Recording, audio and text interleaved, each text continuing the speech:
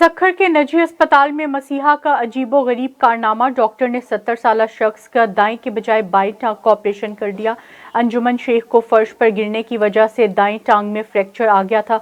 Doctor Shakeel Abbasi ने जल्दबाजी का मुजाहिरा करते हुए बाएं टांग का ऑपरेशन कर दिया। ऑपरेशन करके ठीक टांग में रॉड और प्लेट्स डाल दी। ऑपरेशन के बाद होश में आने पर मरीज रांझन चिल्ला उठा। गुज़िश्ता रोज एक टांग में फ्रैक्चर आया, दूसरी टांग पर खड़ा हो रहा था। ऑपरेशन के बाद दोनों टांगें मफलूज बन गई। वर्सा का कहना था कि 60,000 रुपये देकर भी एक टांग दुरुस्त करने की बजाय दूसरी टांग को भी खराब कर दिया। डॉक्टर शकील अब्बासी ने वर्सा से मौजत करते हुए इसे नॉर्मल गलती करार दे दिया। ऐसा हो जाता है, मरीज का गलत ऑपरेशन किया है, टांग तो नहीं काटी।